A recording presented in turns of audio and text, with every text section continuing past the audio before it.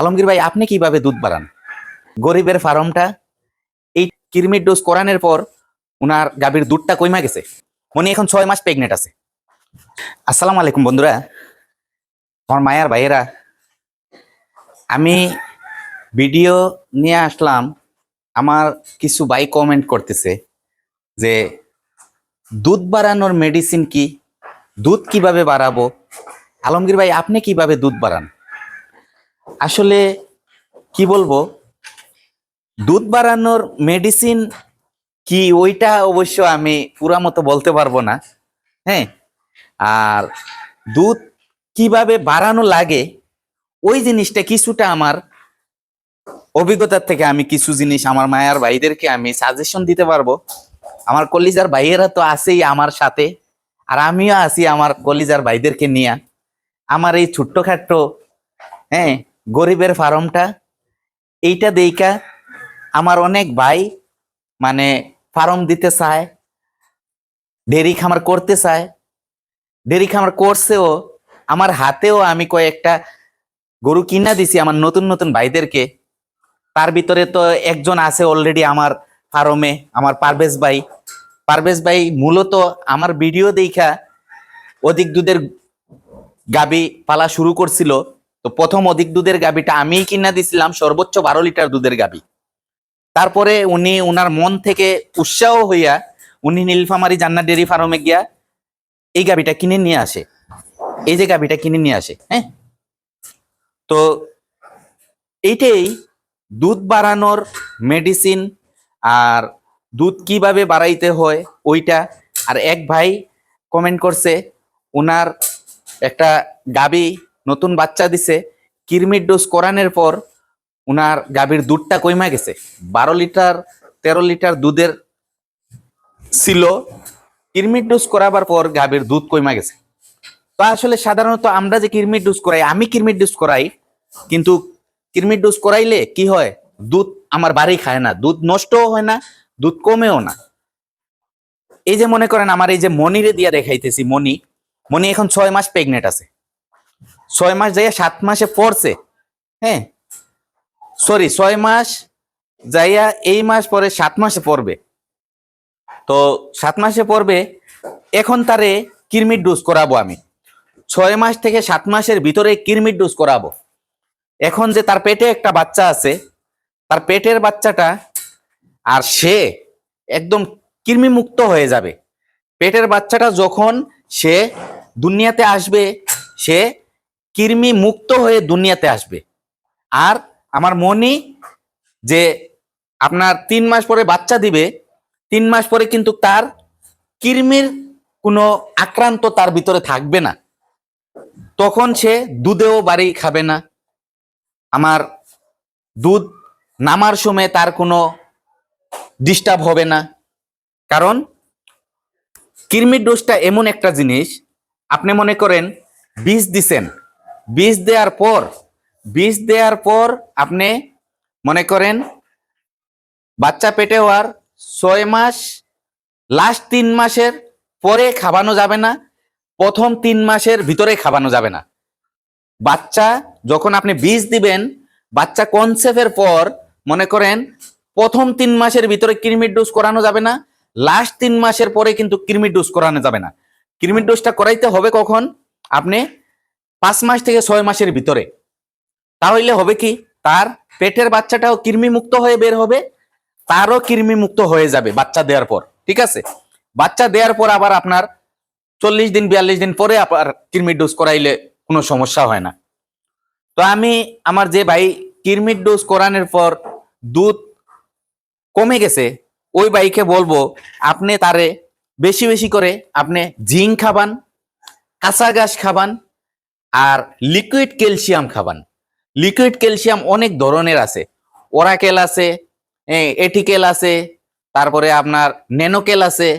আপনারা বিভিন্ন কোম্পানির লিকুইড ক্যালসিয়াম আছে, ওগুলা আপনারা খাবান। ওরাকেল হইলে প্রতিদিন 100 গ্রাম খাবান, এটিকেল হইলে প্রতিদিন 100 গ্রাম খাবান, ন্যানোকেল হইলে আপনি প্রতিদিন আপনি কি করবেন, ন্যানোকেল হইলে 50 গ্রাম খাওয়াবেন। কারণ ন্যানোকেলের দামও বেশি, এর জন্য বলছি ন্যানোকেল 50 গ্রাম খাওয়াবেন। ঠিক আছে, তো এটাই বলতেছি, আপনারা গাবি কনসেপ্ট করার পর 6 মাসে পড়লে আপনার কৃমির ডোজটা করে নেবেন। আর দুধ বাড়ানোর মেডিসিন বলতে আমি এটাই আমার ভাইদেরকে বলি সবসময়, যে আপনারা গরুর জাতমান বুঝবেন, গরুর জাতমান বুঝা গরু কিনবেন। এই যে আমার পারভেজ ভাই যেই গাবিটা আনছে, উনি নতুন মানুষ, কিন্তু গাবিটা আনছে মোটামুটি একটা জাতমানের গাবি আনছে। হ্যাঁ, মোটামুটি একটা জাতমানের গাবি আনছে। আপনারা, ও আমার 2-1 ভাই আছে, আমি বললেই এখন বলবে যে আমি এই গাবিটা জান্নাত ডেয়ারি ফার্ম থেকে আনছে। আমার অনেক ভাইয়েরা জান্নাত ডেয়ারি ফার্ম থেকে গাবি আনে, আমার কমেন্ট করে, কিন্তু আমি ওই রকম কোনো সাড়া দিই না। তো যেহেতু আমার ঘরে জান্নাত ডেয়ারি ফার্মের একটা গাবি আছে, অনেক ভাই বলবে যে ওই জান্নাত ডেয়ারি ফার্মে কি আপনারা কি ঘুষ দেয় নাকি, দালালি করেন নাকি? না ভাই, এগুলো আপনারা যাই বলেন না কেন, আমি সত্যি কথা যেটা আমি এইটাই বলবো। হ্যাঁ, জাতমান আপনারা বুঝতে হবে। এই যে আমার মনিটা আছে, মনিটা কি জাতমানের আছে এটা আমার ঘরের বাচ্চা, আমি জানি। এটা প্রথম বাচ্চা দিবে আমার ঘরে তার জন্ম হয়েছে, তার পেটের থেকে আবার আমার ঘরে তার বাচ্চা আসবে। ঠিক আছে, তার রেজাল্ট কি হবে আলহামদুলিল্লাহ আমি আপনাদেরকে জানাবো। তবে জাতমানের কথা কিসের জন্য আমি আপনাদেরকে বলি, একটা যদি সঠিক জাতমানের গাবি আপনারা ক্রয় করেন, তার তলে আপনি শ্রম দিলে আপনি বিফলে যাবেন না। আর অজাতের একটা গাভীরে যদি আপনি যতই তার তলে আপনি ঘি খাবান, মাখন খাবান, আপনি কিন্তু তার কাছ থেকে কিছু পাওয়ার আশা করতে হবে না। ঠিক আছে, কিছু পাওয়ার চিন্তা করবেন না। আর জাতমানের হইলে তার পিছে শ্রম দিলে আপনি পাওয়ার চিন্তা আছে। এই যে আমার পারভেজ ভাইয়ের গাভীটা, এই গাভীটা যেদিন আমার বাসায় নিয়ে আসি অসুস্থ অবস্থায়, গাভীটার দুধ ছিল 800 গ্রাম। সকালে পাইছি 800 গ্রাম, বিকালে পাইছি 600 গ্রাম, এরকম। এই গাভীটা অনেক দখল গেছে তার উপরে, সে নীলফামারী থেকে আইসা অনেকটা দখল গেছে আলহামদুলিল্লাহ। প্রতিদিন এখন এই 1 সপ্তাহ থেকে তার দুধটা আমি নামাইতেছি প্রতিদিন। মাশাল্লাহ, আপনারা সবাই মাশাল্লাহ বলবেন। প্রতিদিন তার কাছ থেকে আমি হাফ লিটার 1 লিটার দুধ করে বাড়তেছে। হ্যাঁ, 800 গ্রাম দুধ ছিল এই গাভীটার বাচ্চা দেওয়ার পর, কিন্তু এখন বাচ্চার বয়স অলমোস্ট 22-23 দিন হয়ে যাবে। কিন্তু এখন গাভীটা সুস্থ হইতেছে। তার একটা উলানে সমস্যা হয়েছিল, প্রথম খাবার দাবার ছাইরা দিছিল, পরে উলানে কিছু ফক্স হয়েছিল, ওগুলা সবকিছু ট্রিটমেন্ট করে আলহামদুলিল্লাহ এখন সুস্থতার পথে। এখন মনে করেন আজ সকালে আলহামদুলিল্লাহ আল্লাহর কাছে লাখো কোটি শুকরিয়া, 800 গ্রাম প্লাস দিছে দুধ, 8 কেজি প্লাস দিছে, 8 কেজি প্লাস দুধ দিছে আজকে। গতকালকে দিছিল আপনার মনে করেন সকালে 7 কেজি 700 গ্রাম, আজকে দিছে 8 কেজি 500 গ্রাম।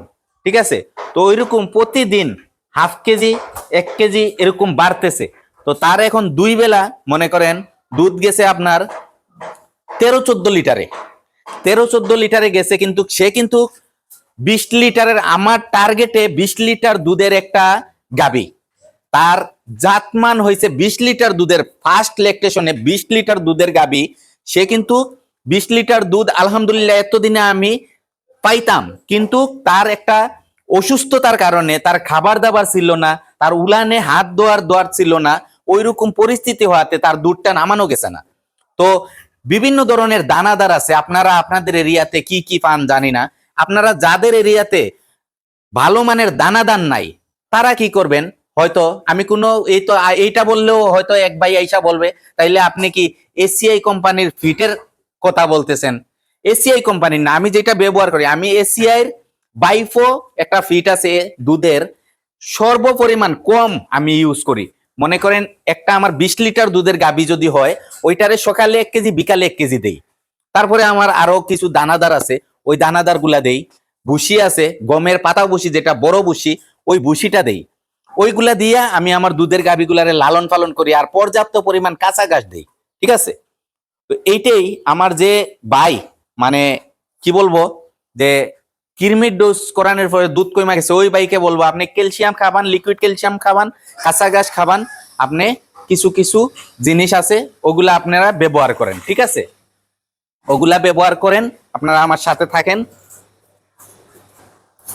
তো এটাই বলতেছি, আপনারা বেশিরভাগ কাঁচা ঘাস খাওয়াবেন। আর যাদের এরিয়াতে দানাদার নাই, বাইফো একটা দুধের ফিট আছে, ওইটা ব্যবহার করতে পারেন। আর এই হচ্ছে আমার পারভেজ ভাইয়ের গাবিটা, আলহামদুলিল্লাহ উলানের ইয়েটা এখন অনেকটাই শুকাইছে। হ্যাঁ, অনেকটা শুকাইছে, ফক্স হয়েছিল, অনেকটা শুকাইছে। হ্যাঁ, এখন আলহামদুলিল্লাহ অনেকটাই ভালো আছে। ঠিক আছে, অনেকটা ভালো আছে। তার মনে করেন উলানের যে পরিস্থিতি ছিল আপনাদেরকে আমি দেখাইতেছি। আমার অনেক ভাই জানতে চায় যে জান্নাত ডেইরি ফার্মের গাভীটার কি অবস্থা। এই দেখেন উলানের পরিস্থিতি এখন অনেকটা ভালো আছে, ঠিক আছে। আর আমার এই জায়গাটা আপনারা দেখছেন কাজ করাইছি, ডালাই দিছি, হ্যাঁ ডালাই দিছি, এখন বুয়ারি বানাবো। এই জায়গায় আমি 4টা গাভীর জায়গা করতেছি। এই যে এই জায়গাটা আমি 4টা গাভীর জায়গা করতেছি। এখানে এখানে আমি 4টা গাভী ট্রান্সফার করে আবার ওই দিকে আস্তে আস্তে মাটি বইরা এটারে ফ্লোরটা উঁচা করব। আপনারা সবাই দোয়া করবেন আমার জন্য, আমার ফার্মটার জন্য দোয়া করবেন। আপনাদের দোয়া ও ভালোবাসার কারণে আজ আমার এতটুক, ঠিক আছে। না অনেকে মনে করেন আমার ওই গাভীগুলা ছোট দেখা যাইতেছে, কারণ ওই পাশটা নিচা, 1.5 ফিট নিচাতে এখন বর্তমানে আমার গাভীগুলা আছে, আর এই ফ্লোরটা এখন 1.5 ফিট উঁচা আছে, ঠিক আছে। তো সবাই দোয়া করবেন, এখানেই রাখতেছি। আসসালামু আলাইকুম রহমতুল্লাহি ওয়া বারাকাতুহু।